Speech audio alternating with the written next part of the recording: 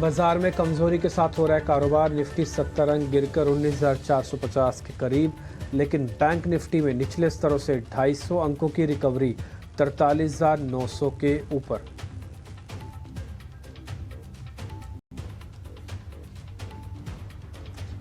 अच्छे नतीजों और ब्रोकरेज की अपग्रेड से चमका कोल इंडिया। शेयर करीब 5% की तेजी के साथ 7 साल की ऊंचाई पर। जेफरीज ने लक्ष्य 240 रुपए से बढ़ाकर किया 385 रुपए।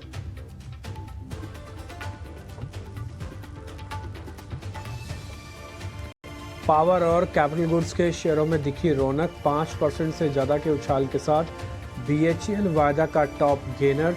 आरईसी पीएफसी में भी 4 से 6% तक की तेजी।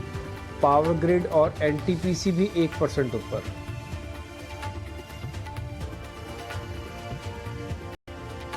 सरकारी बैंकों में जोरदार रफ्तार। यूनियन बैंक और इंडियन बैंक में 5 से 6% की तेजी। केनरा बैंक भी 4% ऊपर, लेकिन दिग्गज एसबीआई में हल्की कमजोरी।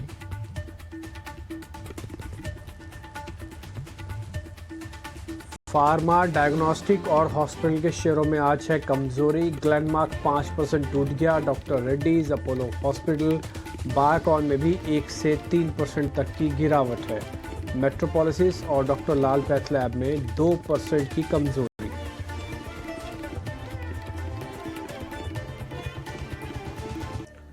अच्छे नतीजों से हिंदुस्तान कॉपर का शेयर 9% से दौड़ा। सितंबर तिमाही में मुनाफा हुआ 2 गुना से भी ज्यादा। आय में 80% का जबरदस्त उछाल।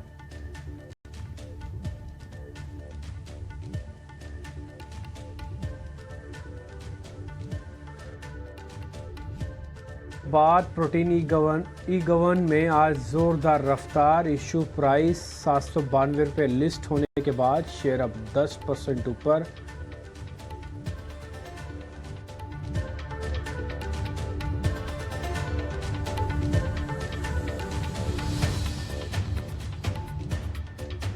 नमस्कार। क्लोजिंग कॉल्स में बहुत बहुत स्वागत है आप सभी का। क्योंकि बाजार में हमने देखा कि अच्छी रिकवरी बैंक्स में तो दिखी। PSU bank, PSC sector, commodities और मेटल्स, इनसे आपको एक मूव जरूर दिखाई दी है। और जिनमें स्ट्रेंथ, जिन स्पेसेस में स्ट्रेंथ थी, कोल इंडिया जैसे स्टॉक्स, आयशर मोटर जैसे स्टॉक जहां नंबर्स अच्छे आए, एनर्जी पैक, वहां पर आपको अच्छी स्ट्रेंथ दिख रही है। लेकिन इंडेक्स वहीं का वहीं है।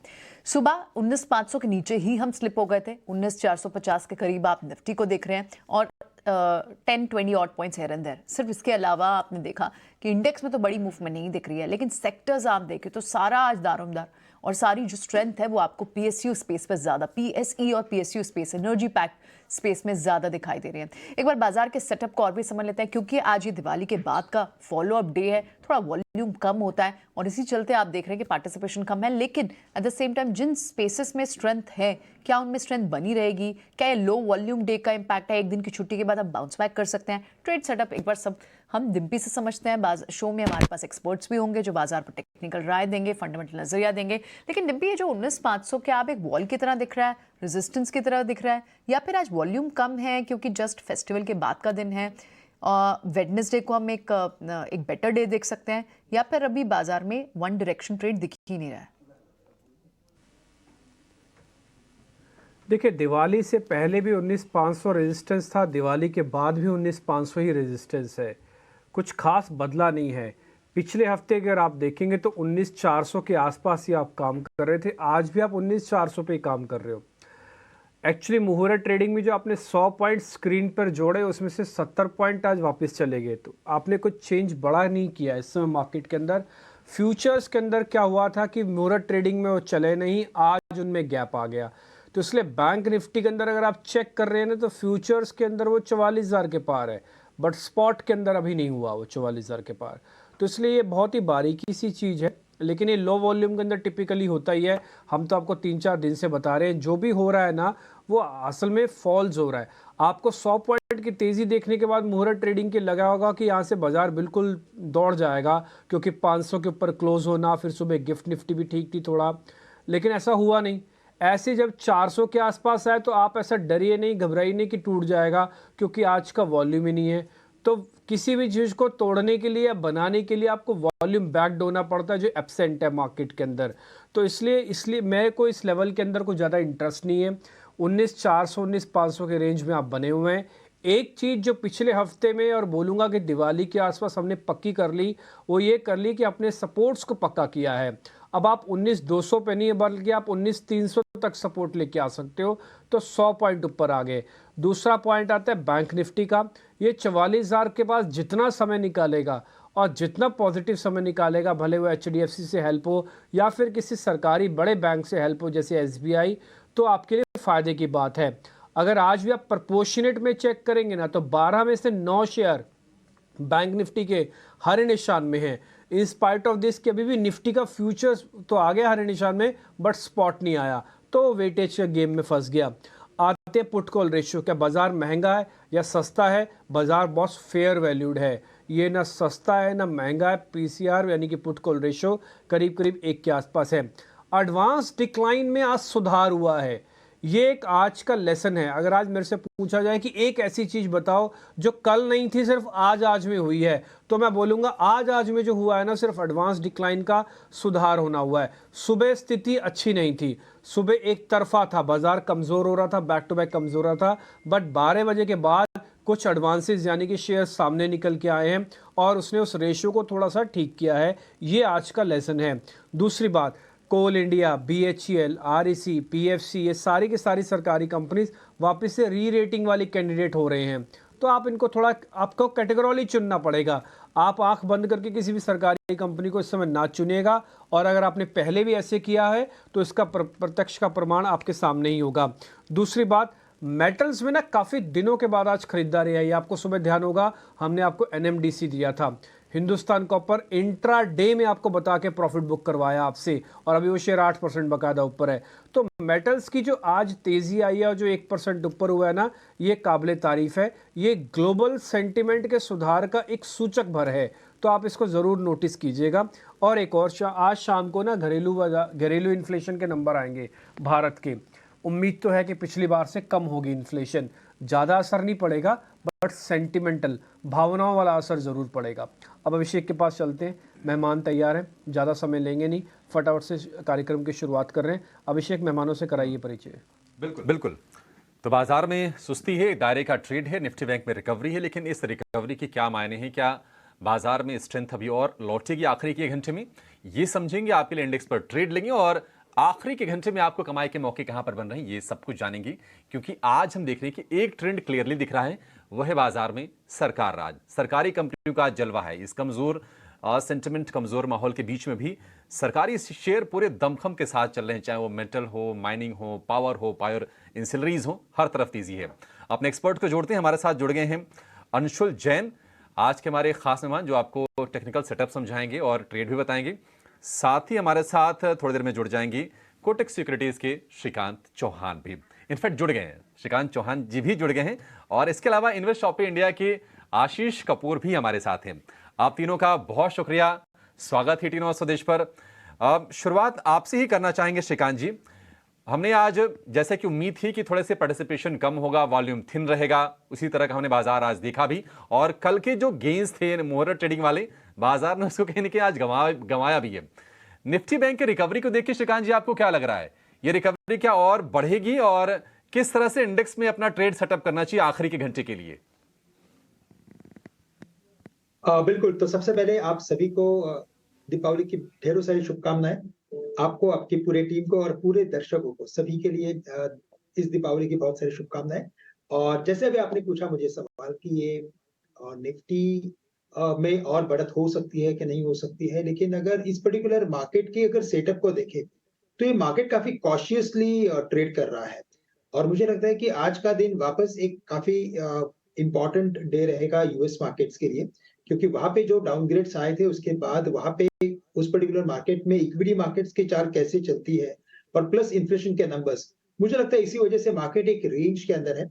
और अगर शायद बुधवार को जब मार्केट खुलता है, अगर इस पर्टिकुलर मार्केट में बुधवार के दिन अगर हम मार्केट में 19,550, जो हमने मुहूर्त के दिन जो हाईएस्ट लेवल देखे थे अभिषेक, अगर इन लेवल्स को अगर मार्केट क्रॉस कर लेता है तो फिर लगता है कि यहाँ से मार्केट कम से कम 150 से 200 पॉइंट की तेजी दिखा सकता है, क्योंकि उस वक्त काफी अच्छी शॉर्ट कवरिंग देखने मिलेगी।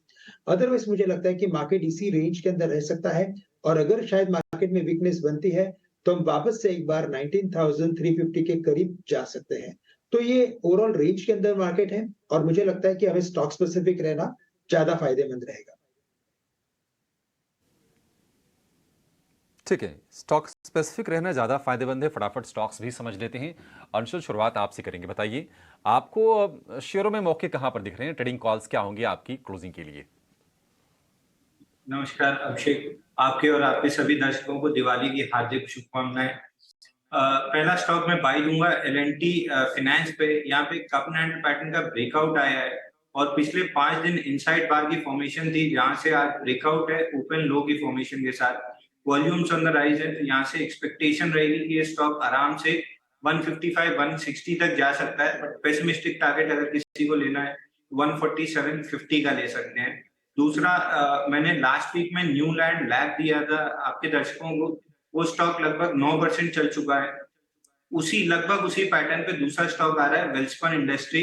यहाँ पे 7-8 दिन की ऑलमोस्ट इनसाइड बार मिनी कॉइल पैटर्न है। ब्रेकआउट के बाद 146 का ब्रेकआउट था, उसके बाद पूरी कंसोलिडेशन हुई और आज वापस से ओपन लो की फॉर्मेशन के साथ ये स्टॉक फ्रेश ब्रेकआउट दे रहा है। तो इसमें भी 157 पे बाई करना चाहिए।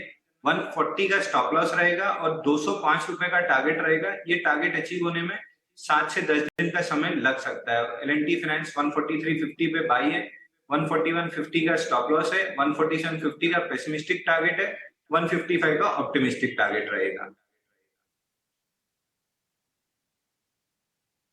रहे हैं हमारे एक्सपर्ट्स, लेकिन of course crucial levels watch करने होंगे इंडाइसेस पर। एक बार समझ लेते हैं कि श्रीकांत इस वक्त ट्रेडिंग आइडियाज क्या ले रहे हैं। श्रीकांत, आप भी थोड़ा हेड्स जाना चाह रहे हैं या फिर आइडेंटिफाई किया आपने वाले बुल कॉल्स?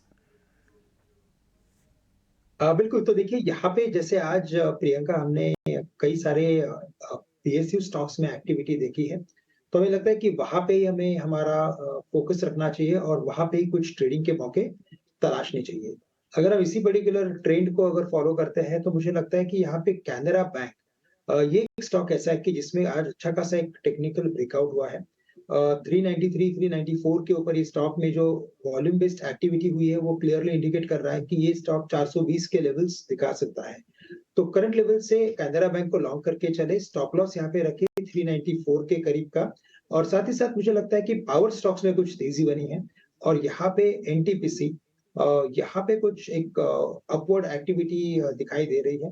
हमें लगता है कि ये भी स्टॉक आने वाले दिनों में कम से कम 255 से लेकर 265 तक के लेवल्स भी दिखा सकता है। तो 260 के टारगेट के साथ-साथ अगर हम इस पर्टिकुलर स्टॉक को अगर लॉन्ग करेंगे, तो मुझे लगता है कि यहाँ पे जो स्टॉप लॉस रखना पड़ेगा, वो रखना पड़ेगा 243 का। तो NTPC को लॉन्ग करें, 243 का स्टॉप लॉस रखें और टारगेट्स यहाँ पे रखें 260 के।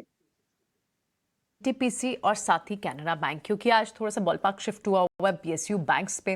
PSU banks, PSU sector, PSU energy basket, और इसी से आपको रिकमेंडेशन भी हमें हमारे एक्सपर्ट्स देते हुए दिखाई दे रहे हैं। ठीक है, बढ़ते हैं आगे, लेकिन कुछ और ट्रेड्स भी समझ लेते हैं जहां पर आज सुबह से मोमेंटम स्ट्रॉन्ग है और क्या ये कैरी फॉरवर्ड ट्रेड्स भी हैं। आज इनफैक्ट आप PSU बास्केट के अलावा थोड़ा सा केमिकल स्पेस में नवीन फ्लोरीन जैसे स्टॉक्स को देखें तो वहां पर भी सुबह से मोमेंटम बना हुआ है। लॉन्ग बिल्टअप भी अब तक इंटैक्ट है, लेकिन थोड़ा सा इरोड जरूर हुआ है, लेकिन इंटैक्ट जरूर है। नवीन फ्लोरीन, क्या ये एक रिकमेंडेशन होगी यहाँ से बाय करने की? बहुत ज्यादा नहीं चला है, इनफैक्ट फ्लैट ही है बिल्कुल। अंशुल? देखिए, नवीन फ्लोरिन में एक एक्सेसिवली ओवरसोल्ड था और उसमें पुल बैक आया है और आज भी पुल बैक फिजल आउट होते हुए दिखा है। तो यहाँ से फ्रेश लॉन्ग की सलाह नहीं रहेगी। कंसोलिडेशन और 7-8 दिन चलेगा, उसके बाद कहीं जाके इसमें डायरेक्शनल मूव बनेगा। तो अभी साइडवेज और स्टॉक स्पेसिफिक रहने की काफी जरूरत है, क्योंकि इंडेक्स में मूव नहीं है। तो स्ट्रॉन्गर स्टॉक्स में बाइंग देखना चाहिए, ये वीकर स्टॉक की कैटेगरी में आता है।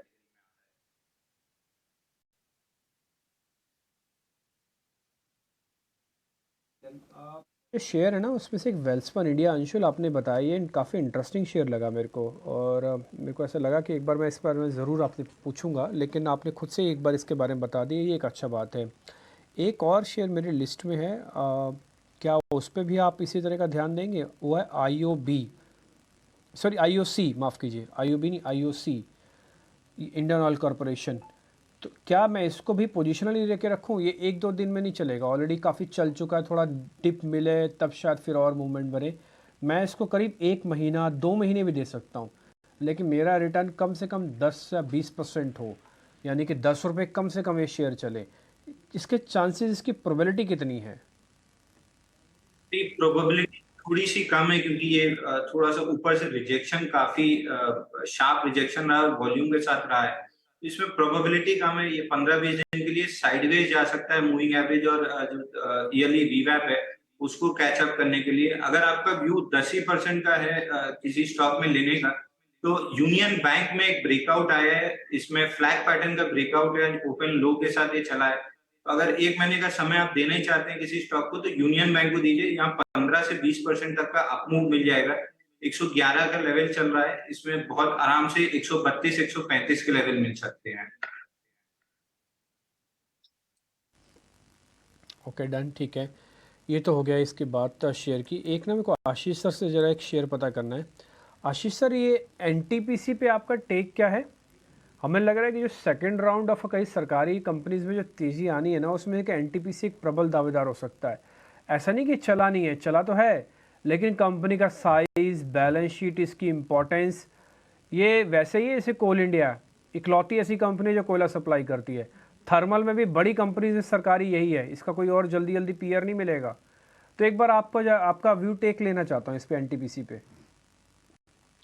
देखो, मैं बिल्कुल आपसे सहमत हूँ। मेरे मुताबिक एनटीपीसी, अगर आपने सरकारी रैली खेलनी है तो यहाँ पे एक बहुत अच्छा अपॉर्चुनिटी है, क्योंकि अभी भी बहुत अच्छे सस्ते दामों में मिल रहा है, पहली बात। दूसरा, जो राइट, इसकी जो डोमिनेंट पोजीशन है थर्मल पावर में, उसका कोई नया चैलेंजर नहीं दिख रहा। तीसरा, डिविडेंड यील्ड अच्छी है। और चौथा बात ये भी है कि पावर एज ए सेक्टर काफी वापस आ रहा है। अगर आप देखिए बाकी स्टॉक्स भी, टाटा पावर हो, और इसी से इन अ वे जुड़ी हुई कंपनी आरईसी, जो कि सरकारी कंपनी थी और पावर सेक्टर से इन अ वे पावर फाइनेंस की ही कंपनी है, उसका अगर आप प्रदर्शन देखें तो वो बहुत ही अच्छा रहा है। तो मेरे मुताबिक NTPC is a sitting duck, आपको बड़े आराम से ये यहाँ से बहुत अच्छे रिटर्न्स देने वाला है। और मेरे मुताबिक down side is extremely limited. तो फॉर इन्वेस्टर्स के लिए तो बहुत अच्छा अपॉर्चुनिटी है इस टाइम एनटीपीसी लेने का। सर, यही कॉन्फिडेंस आप जब दिलवाते हैं ना तो अच्छा लगता है। और दूसरा, उसके बाद आपकी जो आज रिसर्च होती है ना, वो बड़ी काम की होती है।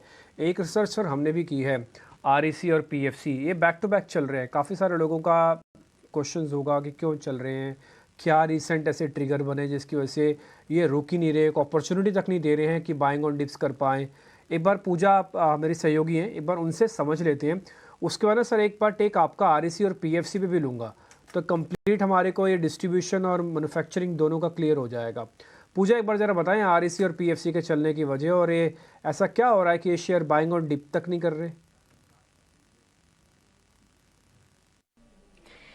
पीएफसी, आरईसी अपने रिकॉर्ड स्तर पर कारोबार कर रहे हैं और जो कंसेंसस लक्ष्य तय किए थे तमाम ब्रोकरेज रिपोर्ट्स ने, जैसे कि पीएफसी के लिए 306 का लक्ष्य और आरईसी 356 का लक्ष्य ब्रोकरेज रिपोर्ट्स में तय किया गया था, उसके भी पार और उसके भी करीब कारोबार कर रहा है। पीएफसी तो क्रॉस कर चुका है अपने टारगेट्स को और आरईसी 356 का लक्ष्य दिया था, उसी के करीब अब पीएफसी भी कारोबार कर रहा है। अगर वाईटीडी रिटर्न देखेंगे तो शानदार तेजी इन दोनों ही स्टॉक्स में देखने को मिली है। पीएफसी ने जनवरी से लेकर अब तक करीब 160% की तेजी और आरईसी में 180% से ज्यादा की तेजी देखने को मिली है। काफी सारे फंडामेंटल फैक्टर्स हैं जो कि इस तेजी के पीछे ट्रिगर का काम कर रहे हैं।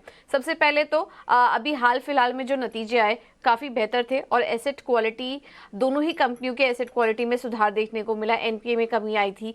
2025 तक तो आरईसी का ये भी कहना है कि वो नेट जीरो एनपीए करने का लक्ष्य है उनका। और इस बयान के बाद भी हमने देखा था कि आरईसी के स्टॉक में शानदार तेजी देखने को मिली थी। इसके अलावा एसेट रेजोल्यूशन काफी सारे हुए हैं, काफी सारे मामलों में रिकवरी अच्छी हुई है। इसकी वजह से भी प्रोविजनिंग में राइट बैक देखने को मिला, यानी कि प्रोविजनिंग में भी कमी आई और इनके मुनाफे में भी सुधार देखने को मिला है। और इसके अलावा दोनों ही कंपनियों के क्रेडिट कॉस्ट जो हैं वो नेगेटिव आ चुके हैं। तो एसेट क्वालिटी के फ्रंट पर हम देखेंगे तो नंबर्स काफी मजबूत नजर आ रहे हैं, बुक्स काफी मजबूत हैं। आगे के लिए भी जो ट्रिगर्स हैं मैक्रो फ्रंट पर भी देखेंगे तो वो भी दोनों ही कंपनियों के लिए फेवर में ही काम कर रहे हैं। दोनों ही कंपनियों के लिए एक बड़ा अवसर यहाँ पर बन रहा है। पहले तो मैक्रो स्थिरता, भारत सरकार का फोकस है पावर सेक्टर पर, और पावर कंपनियों की मजबूत बैलेंस शीट इन कंपनियों के लिए पॉजिटिव है। इसके अलावा 30 लाख करोड़ रुपए के पावर क्षेत्र के लिए कैपेक्स भी सरकार ने प्लान किया है, तो वो भी इन दोनों ही कंपनियों के लिए पॉजिटिव है। लोन बुक दोनों की मिलाकर अगर बात करें तो ऑलरेडी 9 लाख करोड़ के पार निकल चुकी हैं, और इस वित्तीय वर्ष ये माना जा रहा है कि कुल लोन बुक दोनों ही कंपनियों की करीब 10 लाख करोड़ के पार जाने का अनुमान बताया जा रहा है। कुछ मैनेजमेंट के कमेंट्री थी, उससे भी ये बात सामने निकल कर आई है। तो काफी सारे मजबूत ट्रिगर्स हैं। कंपनी के बुक्स तो अच्छे नजर आ ही रहे हैं, लेकिन उसके अलावा जो मैक्रो फैक्टर है वो भी इन कंपनियों के लिए काफी ज्यादा अवसर पैदा कर रहे हैं, जिसकी वजह से हम देख रहे हैं कि स्टॉक लगातार यहाँ पर इन दोनों ही स्टॉक्स में तेजी देखने को मिल रही है। ठीक है, आरईसी, पीएफसी, आशीष सर, इन सब ने 100% का रिटर्न दिया। एक बार रिटर्न वाली प्लेट सामने लगाना, और साथ ही एनटीपीसी का भी 1 साल का चार्ट आप सामने दिखाओ। एनटीपीसी का 1 साल का चार्ट सामने दिखाना, और इनकी जो रिटर्न वाली प्लेट जहाँ पे लिखा है आरईसी ने और पीएफसी ने जो रिटर्न दिया है, ये वाली प्लेट, इसको एक तरफ करो और एक एनटीपीसी का 1 साल का चार्ट एक तरफ लगाओ। सर उस लिहाज से देखा जाए तो फाइनेंस वाली कंपनीज, अब आरईसी को भी मैं फाइनेंस ही मानता हूँ क्योंकि रूरल में रेक्टिफिकेशन पहुँच चुकी है। एनटीपीसी का रिटर्न है सर 44%, इसका आप साल का रिटर्न है 160 और 185%। इसका मतलब एनटीपीसी जो थोड़ी देर पहले भी आप बात कर रहे थे कि रिस्क रिवॉर्ड काफ़ी अच्छा है, तो मैं सर ये समझूं कि पावर में मेरे को एनटीपीसी पे ही जाना चाहिए। आरईसी और पीएफसी मेरे हाथ से निकल चुके हैं। मैं देखो कंपैरिजन करना थोड़ा मुश्किल है, क्योंकि आई थिंक जो फाइनेंस वाली कंपनी होती है उसका एक्सपोनेंशियली ग्रोथ ज्यादा होता है कंपेयर टू मैन्युफैक्चरिंग या compare to generation in this case. तो मैं समझूंगा कि आपको, अगर तो आपने ऑलरेडी भाग्यशाली है कि आपने ये पीएफसी आरईसी में कुछ लिया हुआ है नीचे स्तरों पे, तो होल्ड जरूर करना चाहिए। मैं नहीं कहूंगा कि उसको शिफ्ट करके एनटीपीसी लो। एनटीपीसी में फ्रेश बाइंग, हाँ अगर फ्रेश बाइंग करनी है तो डेफिनेटली रिस्क रिवॉर्ड एनटीपीसी का बेटर है, बट मैं नहीं समझता कि एनटीपीसी आपको इस तरह के रिटर्न दे पाएगा, because end of the day is a generation company, उसमें कोई इतना एक्सपोनेंशियल ग्रोथ नहीं हो सकता जितना कि इसमें हुआ है, because PFC REC were having a huge structural issue. पहले इनके एनपीएस, जैसे आपने ठीक बताया, एनपीएस में बहुत इशू आता था, जो रिजॉल्व हुआ है, तो उसके बाद एक्सपोनेंशियल ग्रोथ है इनमें अर्निंग्स में, और प्लस बहुत देर तक मार्केट वुड नॉट बिलीव, इनके डिस्काउंटिंग बहुत अच्छी थी, डिविडेंड यील्ड बहुत ही अच्छा था, बट मार्केट में काफी समय लगा एक तरह से एक्सेप्टेंस आने में। तो एक बहुत अंडर वैल्यूड स्टेट से, और एक तरह से आप कह सकते हो कि पूरा टर्न अराउंड भी हुआ, उसके बाद भी वैल्यूएशन बहुत सस्ती रही, तो वहां से इतना फिनोमिनल रिटर्न आया है। एनटीपीसी में मैं नहीं समझता कि इस तरह का रिटर्न आ सकता है। You have to pay down your expectations, but definitely यहाँ पे फ्रेश बाइंग के लिए NTPC is better. But again I will say, अगर आपने होल्ड किया हुआ है REC PFC, don't be in a rush to book your profit. यहाँ से मेरे को लग रहा है आरईसी पीएफसी ऑब्वियसली इतना अच्छा रिटर्न दे सकते जो अभी दिया है पिछले 6-8 महीनों में, पर तब भी अच्छा खासा मार्केट आउट परफॉर्म अभी भी यहाँ से करेंगे अगले 6-8 महीने में, अगले 1 साल में भी।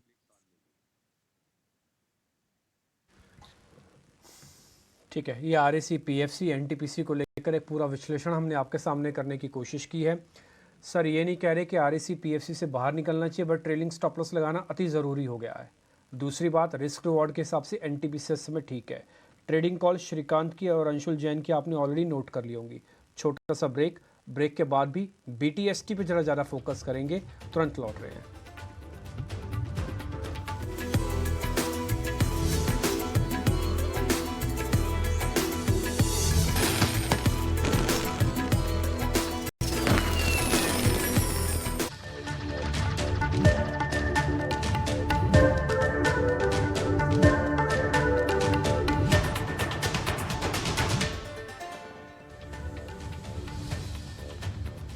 बाजार में कम वॉल्यूम के बीच एक दायरे का ही ट्रेड हो रहा है, लेकिन सरकारी शेयरों में आज एक्शन जबरदस्त है और उसमें कुछ मेटल और माइनिंग वाले शेयर भी चल रहे हैं।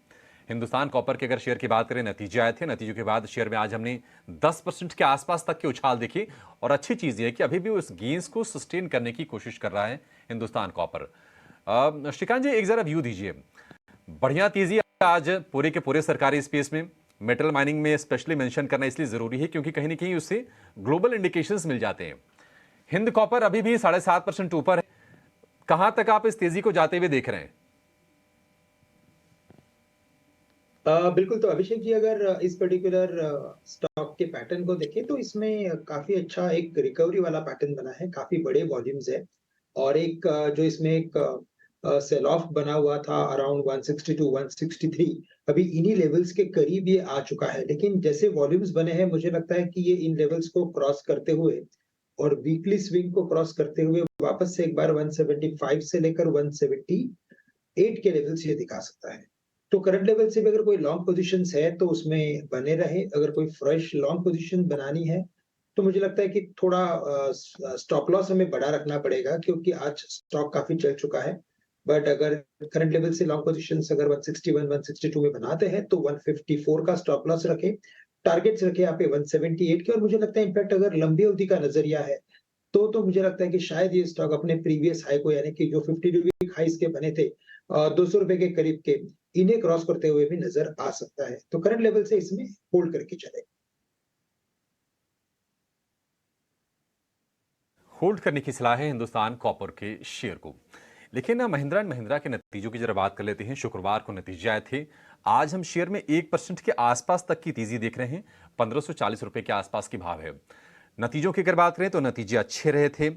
हमने आय में तकरीबन 16-17% के आसपास की हमने तेजी बढ़त देखी थी। मुनाफे की बात करें तो 48% का हेल्दी जंप।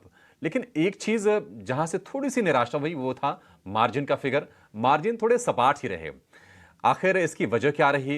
कंपनी आगे क्या इसमें सुधार की उम्मीद करके चल रही है? इस मुद्दे पर बातचीत करते हैं और समझते हैं कि यहां से आउटलुक कैसा दिख रहा है।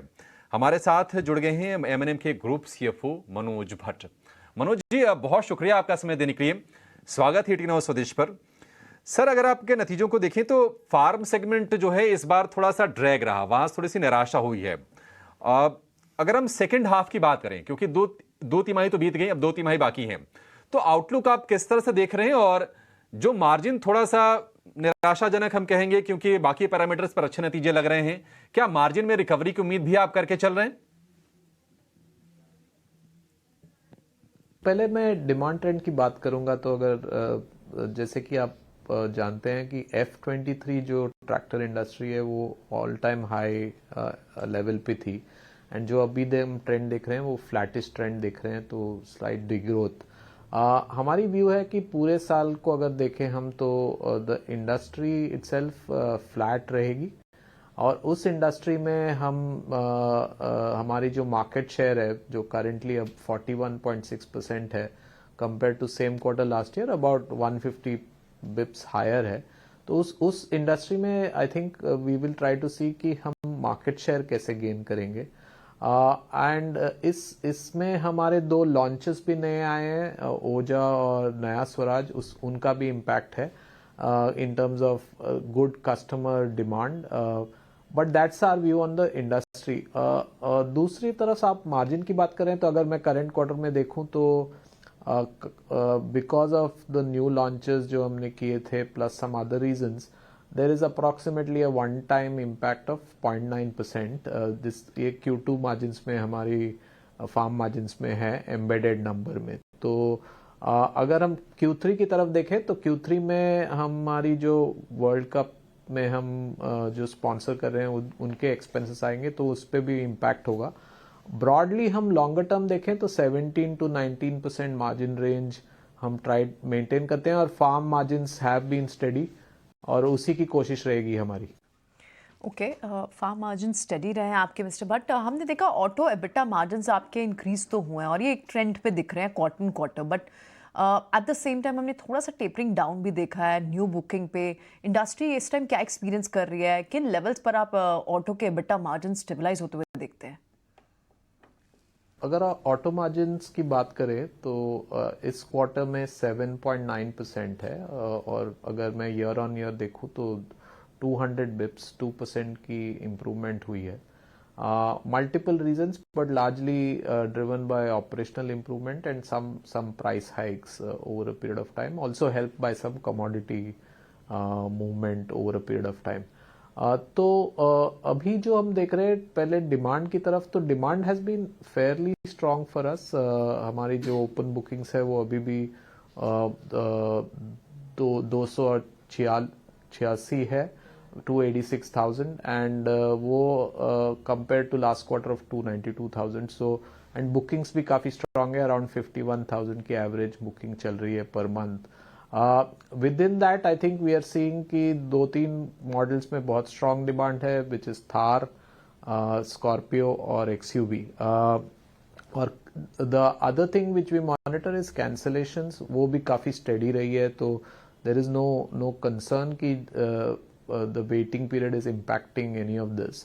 तो हमारी तरफ से तो I think we are looking forward to continuing growth in auto, and looking forward to see how much what we can do on margins. हम कोई specific guidance नहीं दे रहे हैं इस point पे on auto margins. राइट, ठीक है। बहुत बहुत शुक्रिया मिस्टर भट्ट आज समय देने के लिए और ये सारे सवालों के जवाब देने के लिए। M&M के नंबर्स पर हमसे ये बात कर रहे थे। नंबर्स हालांकि अच्छे आए थे और उसके बाद हमें एक ट्रेड भी होते हुए देखा है इस पर्टिकुलर स्टॉक में। बहुत बहुत शुक्रिया आज समय देने के लिए। बढ़ते आगे, एक आज की नई लिस्टिंग प्रोटियन ई गव का स्टॉक, हालांकि जब लिस्टिंग हुई तो बहुत ही फ्लैट लिस्टिंग दिखाई दी, लेकिन आज लगभग 10.5% की तेजी के साथ ये स्टॉक ट्रेड कर रहा है। प्रोटियन जो आज ही लिस्ट हुआ है उसको लेकर आते हैं, और इनफैक्ट ये अपने आप में एक नीश कंपनी है। आशीष के साथ समझते हैं। आशीष, लिस्टिंग बहुत सुस्त हुई थी, जिस प्राइस बैंड में हुई थी तो सिर्फ 2-3% का लिस्टिंग गेन था, लेकिन क्योंकि इस कंपनी के पास पियर्स नहीं है ऑफकोर्स, और जिस तरह से डिजिटल इनिशिएटिव्स में काम करती है, बहुत ही नीश प्रोडक्ट्स हैं इसके पास, और ऑफकोर्स एक बड़ा प्रीमियम लिस्टिंग पे तो नहीं मिला, लेकिन एट द सेम टाइम आप आज सेम डे पे देखें तो 10-10.5% का इंटरेस्ट इसमें बना। आज आप इस स्टॉक में पैसा लगाने की राय देते हैं?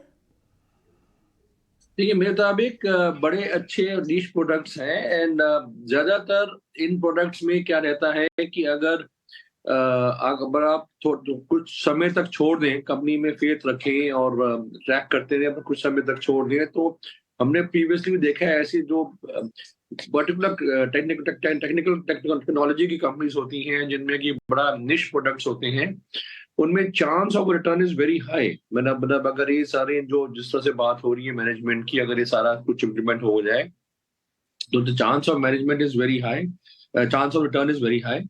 सो देयरफॉर अगर आपका थोड़ा लंबी अवधि तक रखने का विचार है तो जरूर आप इसमें निवेश कर सकते हैं, और अगर आप कुछ कम से कम 1.5-2 साल का व्यू लेके चले तो पोटेंशियल बहुत है इस कंपनी में रिटर्न्स आने का। के व्यू के साथ पोटेंशियल काफी है। हम बात कर रहे हैं तब भी स्टॉक चल रहा है 10.5% के आसपास। आप देखिए 11.5%, 12% तक की तेजी आपको इस पर्टिकुलर स्टॉक में आज ही के दिन में सिंगल डे में दिखती हुई दिख रही है। आज ही लिस्ट हुआ, लिस्टिंग सुस्त थी, लेकिन उसके बाद फॉलो अप बाइंग आई है, और आशीष भी यहाँ रिकमेंडेशन दे रहे हैं रिटेल इन्वेस्टर इसे लॉन्ग टर्म के अच्छे गेन्स के लिए इसमें इन्वेस्ट कर सकते हैं। लेकिन दिवाली से पहले म्यूचुअल फंड्स ने कहाँ क्या बेचा और क्या खरीदा, इंस्टीट्यूशन इंटरेस्ट कहाँ कहाँ किन किन स्टॉक्स में था, ये सारा एक्शन बताने के लिए अब शरद हमसे जुड़ गए हैं। आइए शरद से बात करते हैं। शरद, बताएं कहाँ कहाँ पर आपको एक्शन दिखा है? जी बिल्कुल, म्यूचुअल फंड स्पेस में जो है दिवाली के पहले यानी कि अक्टूबर मंथ में जो है टोटल बाइज और सेल्स में हम फोकस करेंगे, और of course large cap focus में रहेगा। यहाँ पे न्यू एंट्रीज में वेदांता आया है, लेकिन जो कंप्लीट एग्जिट्स हुई है वहाँ पे इंक्लूड करते हैं आपके आईडीएफ बैंक और अदानी एनर्जी सॉल्यूशंस। अगर बात करें एडिशंस की तो कोटक महिंद्रा, सिप्ला जैसे स्टॉक्स में जो है एडिशंस देखने मिले हैं लार्ज कैप में, और जहाँ पे एग्जिट्स या रिडक्शन जो कहेंगे वहाँ पे बड़े दिग्गज नाम में इंक्लूड करते हैं नाम जैसे कि इन्फोसिस, एसबीआई, छोला फाइनेंस। अब मिड कैप की भी बात कर लेते हैं, जहाँ पे नए एंट्री आई है फैक्ट में, फर्टिलाइज़र कंपनी है, और जो कंप्लीट एग्जिट देखने मिली है वो ऑफकोर्स आपको देखने मिली है इंडिया ओवरसीज़ बैंक में, जहाँ पे कंप्लीट एग्जिट हुई है। अगर बात करें एडिशंस की तो डिक्सन टेक, कोफोर्ज और फेडरल बैंक जैसे स्टॉक्स में जो एडिशन हुई है। वहीं अगर रिडक्शंस की बात करें तो IGL, Indian hotels, United breweries जो इस लिस्ट में शामिल होने वाले हैं। हमने लार्ज कैप की बात कर ली, हमने मिड कैप की बात कर ली, और आखिर में बात करेंगे स्मॉल कैप स्टॉक्स की। यहाँ पे देखें तो नई एंट्रीज़ में जो आंकड़े आ रहे हैं वो उसमें BLS इंटरनेशनल, न्यूक्लियस सॉफ्टवेयर, स्वान एनर्जी जैसे स्टॉक्स है जहाँ पे न्यू एंट्रीज़ आए हैं। एग्जिट्स की बात करें कंप्लीट एग्जिट तो यहाँ पे हिमाद्री स्पेशलिटी, अपोलो माइक्रो और सुप्रिया लाइफ जैसे स्टॉक्स जो है फोकस में रहने वाले हैं। और एडिशंस की अगर बात करें तो कर्नाटक बैंक, क्रेडिट एक्सेस और मेट्रोपोलिस जैसे स्टॉक्स में जो है नए एडिशंस देखने मिल रहे हैं। और रिडक्शंस में एमटा अल्ट्राटेक, इंडिया सीमेंट और सिटी यूनियन बैंक जैसे स्टॉक्स जो है इस लिस्ट में शामिल हैं। तो ये ओवरऑल जो है मूवमेंट आपको देखने मिल रहा था अक्टूबर के महीने में म्यूचुअल फंड्स के हिसाब से, और हमने जो है इसको 3 कैटेगरी में बताया, लार्ज कैप, मिड कैप और small cap. This classified information Sharad, क्योंकि आप लार्ज कैप में देखें तो ऑटो में 2 स्टॉक्स, मारुति सुजुकी और बजाज ऑटो, दोनों में म्यूचुअल फंड्स ने खरीदारी की है।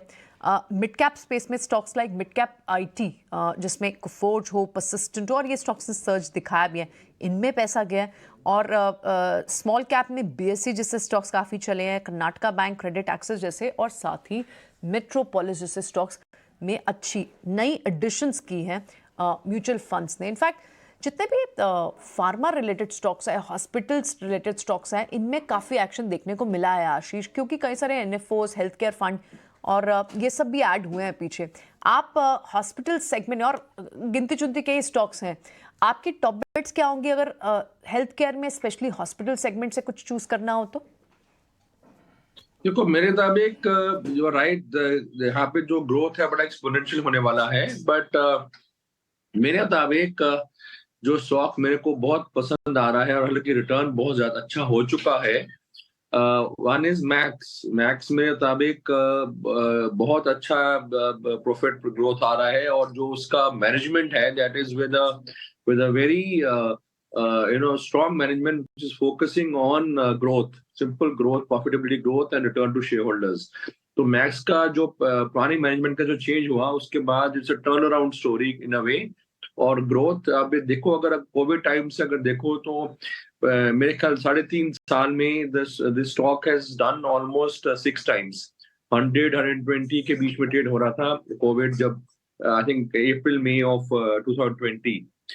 सो वहां से the return is absolutely fantastic, but मेरे मुताबिक अभी भी रिटर्न इसमें अच्छा रहेगा। The other one is Apollo, I mean equally well established, but again doing very well. और तीसरा नारायण हृदयालय, मेरे मुताबिक एक किसी को अगर निश प्लेयर लेना हो जिसमें कि ग्रोथ इन दोनों से भी अच्छा हो सकता है आगे चल के, there'll be नारायण हृदयालय। हृदयालय आपको पसंद आता है, कैश का ये स्टॉक है, इसके नंबर्स भी हैं इनफैक्ट आजकल में, तो इसे वॉच जरूर करना चाहिए। टॉप पिक इस पूरे स्पेस में आशीष की जो निकल कर आ रही है। ठीक है, छोटे से ब्रेक के लिए रुक रहे हैं, जल्द वापस हाजिर होते हैं।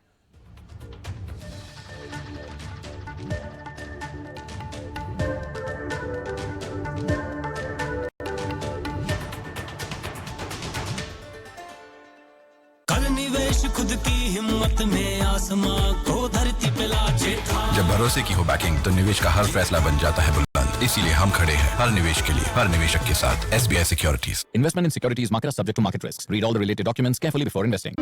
Rajnigandha Wires and Cables, connecting people to power. Delivery boy has picked your order. Good.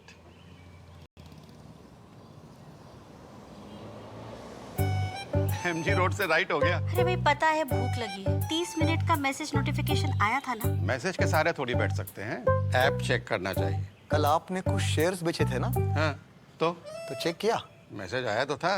पापा सिर्फ मैसेज काफी नहीं है, आप शेयर मार्केट में कोई भी ट्रांजैक्शन करते हैं ना तो स्टॉक एक्सचेंज से आए SMS या ईमेल को अपने डीमैट अकाउंट और बैंक स्टेटमेंट के साथ भी टैली कीजिए। बेटा भूख में ना दिमाग बंद हो जाता है।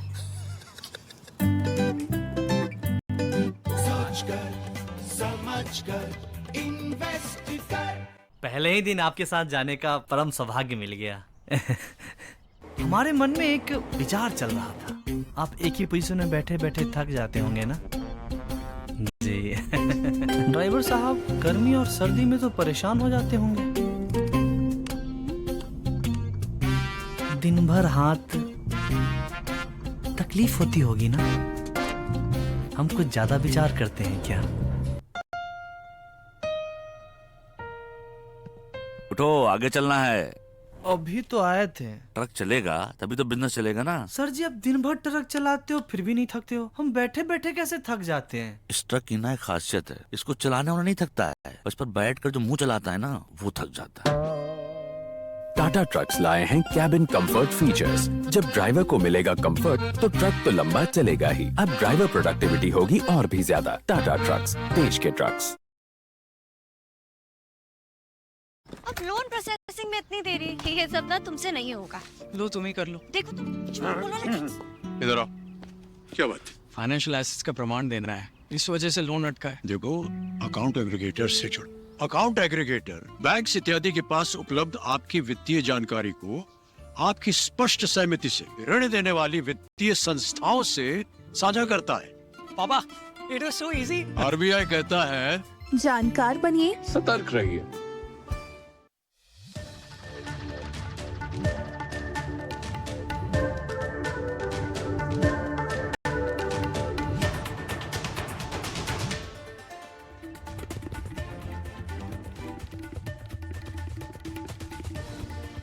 ठीक है, सेलेक्टिव होके आपको पोजीशंस लेनी चाहिए। अभी भी 80 पॉइंट का नुकसान आपको इंडाइसेस में दिख रहा होगा और सुबह से हम यही बात आपके सामने कह रहे हैं कि अगर आप 80 पॉइंट निफ्टी को देख के ये सोचेंगे कि मैं आज सौदा नहीं लूँगा, तो आज आपने मिस कर दिया हिंदुस्तान कॉपर, आज आपने मिस कर दिया कई ऐसे और शेयर्स जिन्होंने बहुत अच्छे इंट्राडे रिटर्न्स दिए हैं।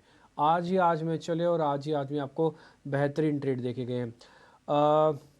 अंशुल जैन, आप एक बार ज़रा तैयार हो जाइए, मैं ज़रा 2-4 शेयर बैक टू बैक आपसे पता करता हूँ। ज़रा मेरे को ये बताइएगा कि इसमें अभी क्या पोजीशंस लें और कैसे काम करें। फर्स्ट शेयर होगा टॉरेंट पावर का, 5% ऊपर है, 824। BTST करूँ कि सर आज का प्रॉफिट लेके छोड़ दूँ? टॉरेंट पावर BTST करना चाहिए। इसमें डेली चार्ट पे स्विंग हाई का ब्रेकआउट था 750 पे, वहां से उसका टारगेट 900-920 का था, तो अभी प्राइमरी मूव आई है, इसमें सेकेंडरी मूव बची हुई है। BTST और 1 से 2 दिन का ट्रेड लेते हैं तो 900 रुपए तक के टारगेट इसमें मिलना चाहिए। फिर आप और बताओ, हमने सुबह ना NLC इंडिया पता किया था, निविली लिग्नाइट के नाम से NLC इंडिया। अंशुल आप ही चेक करो, ये 4% ऊपर है, इसको भी BTST करना चाहिए या फिर छोड़ देना चाहिए? आज का इंट्राडे प्रॉफिट बुक करें और बाहर निकले। देखिए, NLC में एक शेकआउट आया था, उसके बाद फ्रेश ब्रेकआउट है, फ्लैट बेस का पैटर्न जिसको हम कहते हैं, फ्लैट बेस का ब्रेकआउट है। इसमें BTST कर सकते हैं 164 के लिए, लेकिन अगर इस स्टॉक को 1 हफ्ते 10 दिन का समय देंगे तो 180-184 तक के लेवल मिल सकते हैं। ये स्विंग ट्रेड ज्यादा लग रहा है। 4 दिन पहले 400-450% इंक्रीज था 50 डे मूविंग एवरेज के अगेंस्ट वॉल्यूम, तो ब्रॉड बेस्ड पार्टिसिपेशन है इसमें।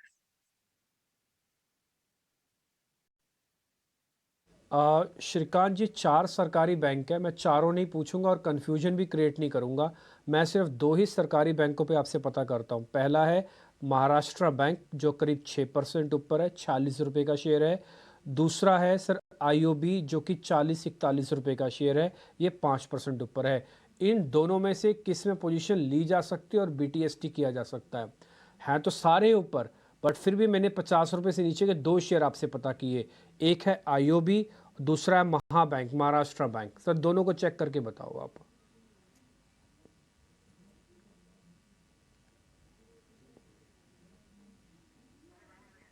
श्रीकांत, आवाज आ रही है ना आपको? महाराष्ट्र बैंक और IOB दोनों ही चेक करने हैं बस आपको। बिल्कुल। तो देखिए, मुझे लग रहा है कि अगर IOB की अगर बात करें तो IOB में एक अच्छा खासा बेस बिल्डिंग फॉर्मेशन बना है और यहाँ पे कुछ और भी पुल बैक या तो रिट्रेसमेंट हमें देखने मिल सकता है, क्योंकि ये स्टॉक तकरीबन 50 रुपए के करीब था और वहां से लगातार गिरते हुए 35-36 के करीब ही आया था। तो मुझे लगता है कि करंट लेवल से IOB को तो बिल्कुल लॉन्ग करके चलना चाहिए। टारगेट्स रहेंगे 48-49 तक के। और अगर बैंक ऑफ महाराष्ट्र की अगर बात करें तो यहाँ पे भी मुझे लगता है कि जो मोमेंटम बना है वो यही इंडिकेट कर रहा है कि शायद ये यहाँ पे इस पर्टिकुलर लेवल पे थोड़ा और वक्त निकाल सकता है, लेकिन इवेंचुअली मुझे लगता है कि यहाँ पे भी मार्केट के साथ जो रैली बन रही है वो रैली में ये पार्टिसिपेट करते हुए नजर आएगा। ठीक है, बैंकिंग शेयरों पे ये व्यू। हालांकि हम देख रहे हैं कि PSU बैंक इंडेक्स को अगर आप देखेंगे उसकी चाल अलग है। अगर आप निफ्टी बैंक को देखेंगे तो थोड़ी रिकवरी की कोशिश हुई थी, लेकिन फिर से कमजोरी बढ़ रही है। 90-100 अंक नीचे आपको इस वक्त निफ्टी बैंक दिखेगा। लेकिन आज निफ्टी का सुपरस्टार है कोल इंडिया। 5% की तेजी जो है उसको बिल्कुल पकड़ के रखा है शेयर ने, और वजह इसकी ये है कि नतीजे आए थे दमदार, और दमदार नतीजों के बाद ब्रोकरेज हाउसेस के जो व्यूज हैं वो भी काफी बुलिश हो गए हैं। तो नतीजों में ऐसा खास क्या है, किस तरह का ब्रेड आया है, कहां तक के टारगेट्स अब इसके लिए खुल गए हैं, ये तमाम जानकारी लेकर हमारी सहयोगी आशीषा हमारे साथ जुड़ गई हैं। आशीषा, बताइए क्या ट्रिगर्स बन रहे हैं और ब्रोकरेज हाउसेज ने अपनी कमेंट्री में कहा क्या है शेयर के लिए।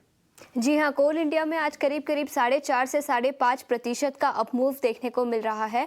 निफ्टी 50 इंडेक्स पर सबसे बड़ा सेक्टोरल गेनर है और स्टॉक की बात करें तो 7 साल की ऊंचाई पर कोल इंडिया ट्रेड कर रहा है। इनफैक्ट आज ही नहीं, पिछले कई महीनों में स्टॉक ने अच्छे खासे रिटर्न्स दिए हैं। ईयर टू डेट बेसिस पर कंपेयर करें तो स्टॉक में 54% का उछाल देखने को मिला है और पिछले 6 महीने में स्टॉक ने करीब 45% का अपमूव देखने को मिला है। हाँ, नतीजे काफ़ी अच्छे थे और इसी के चलते ब्रोकरेज रिपोर्ट्स आती हुई नजर आई है। जेफरीज ने स्टॉक को अपग्रेड कर दिया है और अब खरीदारी की राय दी है। पहले 240 रुपीज़ प्रति शेयर का टारगेट था, वो अब बढ़ाकर 385 रुपीज़ प्रति शेयर कर दिया है। जेफरीज का मानना है कि वॉल्यूम ग्रोथ ट्रैजेक्टरी काफ़ी अच्छी रही है। इस क्वार्टर में वॉल्यूम ग्रोथ काफ़ी अच्छा था और उनका मानना है कि अगले कुछ क्वार्टर्स में भी कंपनी अच्छा वॉल्यूम ग्रोथ रिपोर्ट कर सकती है। उन्होंने अपने ईपीएस एस्टिमेट्स FY 24 से 26 के ईपीएस एस्टिमेट्स 18 से 42% पर बढ़ा दिए हैं। उनका मानना है कि वैल्यूएशंस भी काफ़ी अट्रैक्टिव है, जिसके चलते उन्होंने खरीदारी की राय दी है और 385 रुपीज़ प्रति शेयर का टारगेट दिया है कोल इंडिया पर। इनफैक्ट ये अकेला ब्रोकरेज नहीं है जिन्होंने खरीदारी की राय दी है। इसके अलावा नुवामा ने भी खरीदारी की राय दी है कोल इंडिया पर 404 रुपीज़ प्रति शेयर का टारगेट दिया है। ICICI सिक्योरिटीज ने भी खरीदारी की राय दी है और 395 रुपीज़ प्रति शेयर का कोल इंडिया पर टारगेट दिया है। अभी नतीजों की बात करते हैं तो नतीजे अनुमान से काफ़ी अच्छे थे। वॉल्यूम ग्रोथ देखने को मिला इस क्वार्टर में। रेवेन्यूज़ पे 10% का उछाल देखने को मिला ईयर ऑन ईयर बेसिस पर। डिलीवरीज या ऑफटेक की बात करें तो उसमें भी 13% का ग्रोथ देखने को मिला ईयर ऑन ईयर बेसिस पर। तो काफ़ी अच्छा ग्रोथ था across the board. E auction volumes भी हायर साइड पे थे। करीब 53% का ई ऑक्शन वॉल्यूम ग्रोथ देखने को मिला ईयर ऑन ईयर बेसिस पर। इसके अलावा आप ट्रिगर्स की बात करते हैं तो याद रखें पावर डिमांड बढ़ती हुई नजर आ रही है, जिसके चलते ई ऑक्शन प्रीमियम्स भी इंप्रूव होते हुए नजर आ रहे हैं। कंपनी ने फुल ईयर का प्रोडक्शन गाइडेंस 780 मेट्रिक टन्स का दिया है और कंपनी ने साल के फर्स्ट 7 मंथ्स में ऑलरेडी 50% फुल ईयर गाइडेंस था, उसका 50% अचीव कर दिया है। 23 एनालिस्ट ट्रैक करते हैं कोल इंडिया को और करीब 17 एनालिस्ट ने खरीदारी की राय दी है। तो नतीजे काफ़ी अच्छे थे। जेफरीज ने स्टॉक को अपग्रेड कर दिया है, जिसके चलते स्टॉक में आज उछाल देखने को मिल रहा है। ठीक है, शुक्रिया आशीषा। तो जेफरीज का अपग्रेड 350 रुपए पर ऑलरेडी ये शेयर ट्रेड कर रहा है और जितने भी ब्रोकरेज हाउसेज हैं, चाहे वो घरेलू हों या फिर विदेशी हों, सबका कन्विक्शन है कि शेयर यहाँ से अभी और ऊपर जाएगा और 400 रुपए के करीब तक ये पहुँचता हुआ दिखाई देगा कोल इंडिया। तो कोल इंडिया पर कंसेंसस है बाय का तमाम जो भी एनालिस्ट हैं। लेकिन एक और शेयर जिस पर हम आशीष जी से व्यू चाहेंगे वो है ग्लेनमार्क का। 5% नीचे है, लगातार चौथे सत्र में ये शेयर नीचे है और इसकी वजह है कि नतीजे आए थे अनुमान से कमजोर, घाटे का आंकड़ा इन्होंने पोस्ट किया था। और अगर हम शेयर को देखेंगे तो 20 जुलाई के बाद के सबसे निचले स्तर पर है। हालांकि अगर आप ईयर टू डेट देखेंगे इस साल तो अभी भी आपको 70% ऊपर ये शेयर दिखेगा। आशीष जी से संपर्क करने की कोशिश करेंगे फिर से, तो कुछ कनेक्शन में दिक्कत है, लेकिन इस पर आप राय दीजिए श्रीकांत। ग्लेनमार्क 4 दिन की कमजोरी है और हम देख रहे हैं कि आज भी ये एफएनओ का टॉप लूजर है। 5% कोई रिकवरी इसमें दिखी नहीं, अटेम्प्ट हुई ही नहीं। नतीजे थोड़े से इस पर दबाव बना रहे हैं। किस तरह से इसको ट्रेड करना चाहिए, क्या सलाह देंगे आप? तो देखिए अभिषेक जी, अगर ग्लेनमार्क की अगर बात करें तो यहाँ पे कुछ कॉर्पोरेट एक्शन है और इसी वजह से ये स्टॉक हमारे रिस्ट्रिक्टेड लिस्ट में है, तो मैं इसके ऊपर चर्चा या कुछ कमेंट नहीं कर सकता। नो प्रॉब्लम, कोई बात नहीं। बैंक्स की बात कर लेते हैं, क्योंकि जैसे अभिषेक भी हाईलाइट करते हैं, बैंक्स शॉर्ट कवरिंग की कोशिश तो बहुत कर रहे हैं। आप शुक्रवार से ट्रेड देखें तो बैंक्स लेड ही थोड़ी रिकवरी आई थी। कल बैंक्स ऊपर थे, आज भी PSU बैंक्स में अच्छा खासा एक बाउंस बैक दिख रहा है, लेकिन रेजिस्टेंस कहाँ है यहाँ से? बैंक निफ्टी को अगर और शॉर्ट कवरिंग का बाउट आया है कई सारे HDFC बैंक जैसे स्टॉक्स, आपको शुक्रवार को याद होगा, वहाँ मूव हुई लार्ज कैप्स में, प्राइवेट में। और उसके अलावा जो PSU बैंक्स है उसमें कई सारे स्टॉक्स हैं जिनमें आपको मूव दिख रही है। एक बार बैंक निफ्टी को समझने की कोशिश करते हैं यहाँ से कि किन लेवल्स के लिए यहाँ पर प्ले आउट करना चाहिए। अगर शॉर्ट कवरिंग का बाउट आता है तो यहाँ से बैंक निफ्टी पर कौन से स्ट्राइक की कॉल सबसे फेवरेबल लग रही है अंशुल? देखिए, बैंक निफ्टी में एक लो डिग्री चार्ट पे देखें तो कप एंड हैंडल पैटर्न की फॉर्मेशन है जिसका ब्रेकआउट 44,075 पे आएगा बैंक निफ्टी फ्यूचर्स पे। तो बैंक निफ्टी फ्यूचर 44,075 निकलता है तो तुरंत लॉन्ग करना चाहिए। 44,250 का टारगेट रहेगा और बेस्ट स्ट्राइक जो खरीदने की होगी वो एट द मनी की रहेगी 44,000 या 44,100 की। 1,100 या 41,000 की स्ट्राइक, यहाँ से लगभग 200-300 पॉइंट्स ऊपर। ठीक है, बैंक निफ्टी के लिए इतना मुश्किल नहीं है, इतना अगर एक शॉर्ट कवरिंग का अबाउट आता है 200-300 पॉइंट खींचना। लेकिन इस बीच मन्नापुरम फाइनेंस के नंबर्स आ गए। मन्नापुरम में अच्छा खासा लॉन्ग बिल्टअप भी हम देख रहे थे, प्रोविजनिंग लेकिन बड़ी है। एक बार मन्नापुरम के स्टॉक को भी लेकर आते हैं। प्रॉफिट बढ़ा है लेकिन प्रोविजनिंग बड़ी है, तो इसका क्या इम्पैक्ट आ सकता है? स्टॉक में अभी 1% की मूव दिख रही है। YoY फिगर्स हैं, मुनाफा लगभग 20% बढ़ के लगभग 420 करोड़ हुआ है। लेकिन एट द सेम टाइम दूसरे और इंपॉर्टेंट पॉइंट्स को भी लेकर आते हैं। प्रोविजनिंग भी बढ़ी है, 31 करोड़ थी पहले Q-on-Q और लगभग 46% प्रोविजनिंग कंपनी ने बढ़ाई है। मन्नापुरम फाइनेंस के प्रोविजनिंग की फिगर्स तो बढ़ती हुई देखकर आप आशीष कैसे देख रहे हैं रिजल्ट्स को? देखिए, मैं overall I think I am quite bullish on this space because I think gold finance is something which has really got lot of traction और मेरे मुताबिक कंपनी का फ्यूचर मेरे को तो काफी अच्छा लग रहा है। Yes, that is a concern अगर इनके प्रोविजनिंग ज्यादा है, ये थोड़ा पता करना पड़ेगा कि क्या रीजन है। बट ओवरऑल मेरे को लग रहा है कि मन्नापुरम फाइनेंस जैसे काफी और एनबीएफसीज हैं on a very high growth trajectory और आगे चल के यहाँ से काफी अच्छा फायदा ही होगा, प्रॉफिटेबिलिटी ग्रोथ भी होगी और मेरे मुताबिक तो इनका जो फंडिंग है that is also very secure because जो एसेट बेस है वो काफी स्टेबल है compare to many other asset basis. तो मेरे को तो लगता है कि काफी अच्छा है। Bullish on the stock. Of course ये जो प्रोविजनिंग का फिगर है इसको एक बार थोड़ा स्टडी करना पड़ेगा, but overall I think it's for long term investor this is a very good stock to have in your portfolio. के लिए एक अच्छा स्टॉक NII से, हालांकि नेट इंटरेस्ट इनकम भी 10% बढ़ी है। ठीक है, इसकी और डिटेल्स लेकर आएंगे, लेकिन इस बीच फार्मा स्टॉक्स की बात कर लेते हैं। सन फार्मा या फिर जो लार्ज कैप फार्मा है, सन फार्मा, सिप्ला जैसे स्टॉक्स है, वो फार्मा में एक मोमेंटम है। श्रीकांत, क्या आपको यहाँ से अट्रैक्टिव दिखते हैं for a trading view specially? बिल्कुल, तो देखिए दो स्टॉक तो यहाँ पे क्लियरली बुलिश इंडिकेशंस दे रहे हैं। सबसे पहले अगर देखें तो सन फार्मा, यहाँ पे अगर इसके टेक्निकल फॉर्मेशन को देखें तो ये स्टॉक ऑलरेडी अपने 52 वीक हाइज में ट्रेड कर रहा है और जो इसके लॉन्ग टर्म जो हाईएस्ट लेवल्स थे वो तकरीबन थे कुछ 1200 रुपए के करीब के।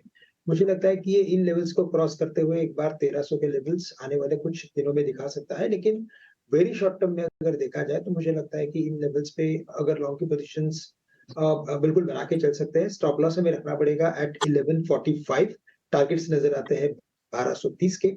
और साथ ही साथ मुझे लगता है कि कुछ एक जो मिड साइज या स्मॉल साइज फार्मा कंपनीज है वहां पे भी मोमेंटम बन रहा है और वोकार फार्मा स्पेसिफिकली अगर आप देखिए तो वहां पे एक अच्छा खासा टेक्निकल फ्लैग फॉर्मेशन बना था और उसके बाद की रिकवरी बनी है। तो आफ्टर वेरी लॉन्ग टाइम इसमें कुछ एक अच्छा पैटर्न डेवलप हुआ है। अगर कोई करेक्शन अगर आता है तो बिल्कुल इसमें कुछ लॉन्ग पोजीशंस बनाई जा सकती है। ठीक है, करेक्शन सन फार्मा में उसका आप वेट कीजिए, उसके बाद आप लॉन्ग पोजीशन बनाइए। अंशुल, एक क्विक व्यू आपसे चाहेंगे MCX के शेयर पर। हमने देखा था कि गुरुवार को एक इसमें गिरावट आई थी और ऐसा शायद लगा कि जो रैली थी वो थम गई है, लेकिन फिर से शुक्रवार से वही चाल और 3 दिन में तकरीबन 300 रुपए चल के फिर से 52 हफ्ते की ऊंचाई पर यह शेयर ट्रेड कर रहा है। MCX क्या सलाह होगी आपकी ओर से? क्या ये तेजी और बनी रहेगी या फिर प्रॉफिट टेकिंग के बारे में फिर से सोचें? देखिए, MCX में ट्रेलिंग स्टॉप लॉस ले लेना चाहिए 2700 का। मोमेंटम अगर कंटिन्यू रहता है तो 2950 तक ये स्टॉक जा सकता है और सिक्योरिटीज बैन में है तो थोड़ा सा वॉल्यूम और वोलेटिलिटी इंपैक्ट होगी इस स्टॉक में। वही एक रीजन है कि थोड़ा सा स्लो हो सकता है, लेकिन जिस हिसाब से मोमेंटम है डेली चार्ट पे 2950 का टारगेट आराम से मिलेगा। 2700 का ट्रेलिंग स्टॉप लॉस ले सकते हैं। एक स्टॉक में BTST के लिए बता दूं, सन टीवी, इसमें 75 मिनट चार्ट पे कप एंड हैंडल पैटर्न का ब्रेकआउट है। 672 पे BTST करना चाहिए। 690 तक के टारगेट 2 से 3 दिन में मिलेंगे। सिर्फ BTST लेते हैं तो 680 तक जा सकता है